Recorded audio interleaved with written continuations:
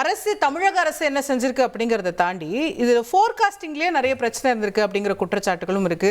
இந்திய வானிலை ஆய்வு மையம் சரியா சொல்லுச்சா, 2 மணி நேரம் அந்த புயல் அங்கேயே நிற்குங்கிறத சொல்லுச்சா, இல்லை கிருஷ்ணகிரியிலலாம் ரெட் அலர்ட் கொடுக்கப்பட்டது கடலோர மாவட்டங்களுக்கு, கிருஷ்ணகிரி பற்றியெல்லாம் ஐஎம்டி வந்து முன்னாடியே எச்சரிக்கை கொடுத்ததாங்கிற கேள்விகளும் இருக்கு. முதல்ல அது கேள்விக்குள்ளே போகிறதுக்கு முன்னாடி இப்போ இது அரசியல் ஆக்குறாங்களா இல்லையா அப்படின்ற கேள்வி கேட்டீங்க. முதல்வர் அவர் நேற்று போட்டு ட்வீட்டை படிக்கிறேன். தூங்கி வழிந்த நிர்வாகத்தால் மனித தவறுகளால் சென்னை மக்கள் தூக்கம் தொலைத்த இரவுகள் அதிமுக ஆட்சி காலம். அதுக்கப்புறம் அவருடைய அரசு அவரை புகழ்ந்துக்கிறார். நான் என்ன சொல்ல வரேன்னா, சென்னையில் நுங்கம்பாக்கமில் மட்டும்தான் அதிகபட்சம் 11 சென்டிமீட்டர், மீதி இடத்துலலாம் 5, 6, 7 தான். இப்போ சென்னையில் பெய்ந்த 3 அந்த மாதிரி தான். அப்போ சென்னையில் வந்து இது பெய்ந்தது ஒரு மழையே இல்லை. இது வந்து நீங்க வந்து சென்னையில நடந்த நான் என்ன சொல்றேன்னா, சென்னையில பெய்த இது மிக மிக சாதாரணமான ஒரு மழை. இதுல வந்து பிரிட்ஜ்ல தண்ணி நிக்கல, பாலத்துல தண்ணி நிக்கலன்னு நீங்க வந்து ஃபுல்லா பிஆர் எக்ஸசைஸ் பண்றீங்க, சேனலுக்குலாம் அனுப்பி ஃபோர்ஸ் பண்ணி ஃபோன் பண்ணி போட சொல்றீங்க, அவங்களும் அதை போடுறாங்க.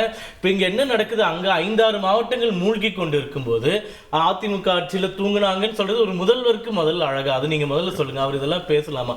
இரண்டாவது, அந்த ஏரியை திறந்தாங்க இந்த ஏரியை திறந்தாங்கன்றாங்க. இன்னைக்கு காலையில 2 மணிக்கு சாத்தனூர் அணையை 1,70,70,000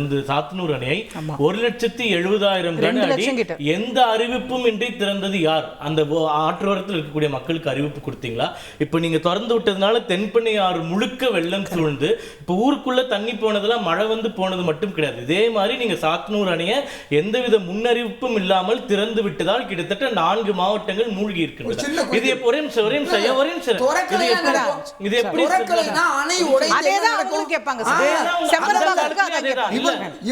முன்கூட்டி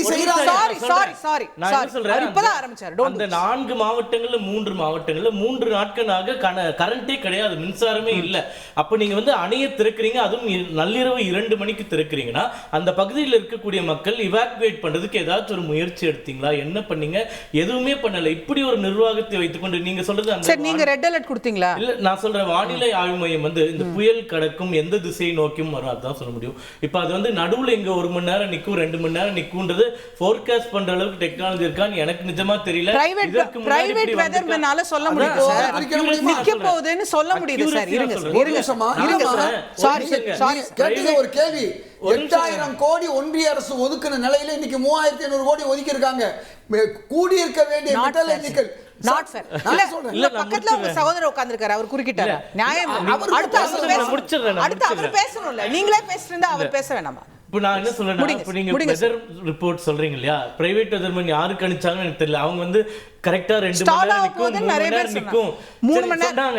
நான் கேக்குறேன், அந்த பிரைவேட் வெதர்மேன் திருவண்ணாமலையில எவ்வளவு மழை பெய்யும், திருக்கோவிலூர்ல எவ்வளவு பெய்யும் சார், குவாண்டம் யாருமே சொல்ல முடியாது சார். நான் என்ன சொல்றேன், இது உள்ள போகும், கிருஷ்ணகிரி வரைக்கும் தாக்கம் இருக்கும் அப்படிங்கறதுல யாருமே சொல்லலையே. நம்ம தான் சொல்றேன், 300 நீங்களே சொன்னீங்க 300 ஆண்டுகளுக்கு இல்லாத மழைன்னு சொல்லிட்டு. அதாவது அந்த மழை அரசு பிளேம் பண்ண கூடாது. 300 ஆண்டுகளுக்கு இல்லாத மழைனா தண்ணி நிக்கதா செய்யும். அதுக்கு தான் நான் சொல்றேன்.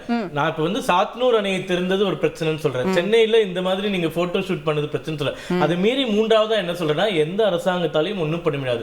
50 சென்டிமீட்டர் மழைன்றது ஒரு வருஷம் பூரா பெய்யக்கூடிய மழையில 50% மழை ஒரு நாள்ல பெய்யுதுன்னா எந்த அரசாங்கத்தாலையும் ஒன்றும் பண்ண முடியாது. அப்ப அங்க இன்னொரு கேள்வி என்ன வருதுன்னா, நீங்க வந்து ஏரிய தூர் வாங்கினீங்களா, வடிகால தூர் வாங்கினீங்களா, ஆக்கிரமிப்புல கட்டினீங்களா? ஒரு உதாரணம் சொல்ல, திண்டிவனத்துல இன்னைக்கு மழை ஃபுல்லா போயிருக்கு இல்லையா, புதிய பேருந்து நிலையம் இவர்கள் கட்டி இருக்கக்கூடிய பேருந்து நிலையம் முழுக்க வெள்ளத்துல அடிச்சுட்டு போயிடுச்சு.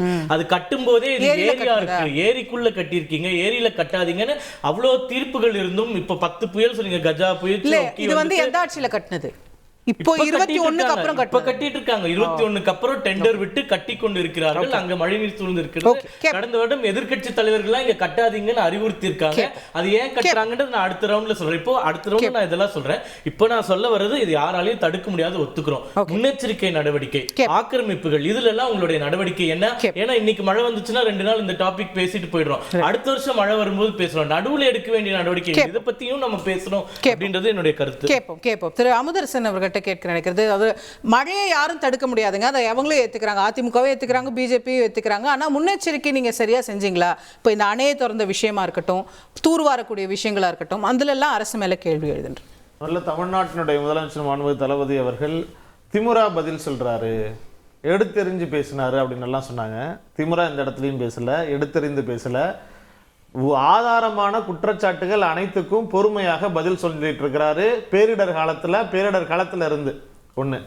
இந்த மழைக்காலம் தொடங்கிறதுக்கு முன்பாகவே தொடர்ந்து அனைத்து துறைகளினுடைய அதிகாரிகளோடு சேர்ந்து எல்லா மாவட்ட ஆட்சித்தலைவர்களோடும் சேர்ந்து மழைனால எங்கெங்கெல்லாம் பாதிப்புகள் ஏற்படுமோ அதை அவர்களோடெல்லாம் தொடர்ந்து ஆய்வு கூட்டங்கள் நடத்திட்டு இருந்தாங்க. அந்த செய்திகள் தொலைக்காட்சிகள்ல பத்திரிகைகள்ல எல்லாமே வெளியாகிருக்குது. அதையும் தாண்டி இந்த மழைநீர் காவிரி ஆற்றினுடைய கடைமடை வரைக்கும் தூர்வாரக்கூடிய பகுதியில் பூம்புகார் வரைக்கும் நேரடியாக முதலமைச்சரை சென்று ஆய்வு செய்திருக்கிறாரு. அந்த செய்திகளும் வெளியில இருக்குது. செய்தியை பார்க்க மறந்தவர்கள் அதை பார்த்து தெரிஞ்சுக்கலாம். இல்லாட்டினா எடுத்து தரேன், அவங்க கூட தண்ணி நிக்காதுல நிக்கல. இப்போ நிக்கல எங்க சார்? கிருஷ்ணகிரியில இருங்க. அதாவது கிருஷ்ணகிரி சென்னையில மழையே பெய்யல. சென்னையில 2-3 நாளா பெஞ்சதெல்லாம் மேல இருந்து யாரோ ஸ்ப்ரே பண்ணாங்க. ஆகையினால போட்டோ ஷூட் மோடி மாதிரி விமானத்துல பார்த்துட்டு ₹1 தமிழ்நாட்டுக்காக அறுத்துக்காத மோடி மாதிரி யாரும் இங்க போட்டோ ஷூட் பண்ணல. இங்க தமிழ்நாட்டினுடைய தன்மை என்ன, தமிழ்நாட்டு மக்களுக்கு யார் நிக்கிறாங்க, தமிழ்நாட்டு மக்கள் யாரை ஆதரிக்கிறாங்க, அவங்க என்ன பதில் சொல்றாங்க இந்த பேரிடர் காலத்துல அப்படிங்கிற பாக்குற மக்களுக்கு தெரியும். அதனால போட்டோ ஷூட் நடத்துற கதையெல்லாம் அங்க டெல்லியில இருந்து யாராச்சும் வருவாங்க, அவங்க காதல அவங்க சுத்துட்டோம். அதனாலதான் தமிழ்நாட்டு மக்கள் ஒவ்வொரு முறை நீங்க தூத்துக்குடியில இருந்து திருநெல்வேலியில இருந்து சென்னையில இருந்து ஒவ்வொரு முறை 2017 இருந்து மோடி ஆட்சியில ஒன்றிய அரசு என்ன அறுத்து கட்டிச்சு தமிழ்நாட்டுக்கு அப்படிங்கறதெல்லாம் பார்த்துட்டு இருக்கிறாங்க. நீங்க ஐஎம்டி என்ன பண்ணுச்சு? அக்டோபர் இப்ப 30ஆம் தேதி கொடுத்துச்சு அறிவிப்பு. நீங்க கிருஷ்ணகிரிக்கு என்ன சொல்லியிருக்கிறீங்க? ஆரஞ்சு அலர்ட் கொடுத்தீங்களா? ரெட் அலர்ட் வேணாங்க, ஆரஞ்சு அலர்ட் கொடுத்தீங்களா? மஞ்சள் அலர்ட் கொடுத்துருக்கிறீங்க. அதுக்கு ஏதாச்சும் அளவு வச்சிருக்கிறீங்களா எவ்வளவு மழை பெய்ய போகுதுன்னு?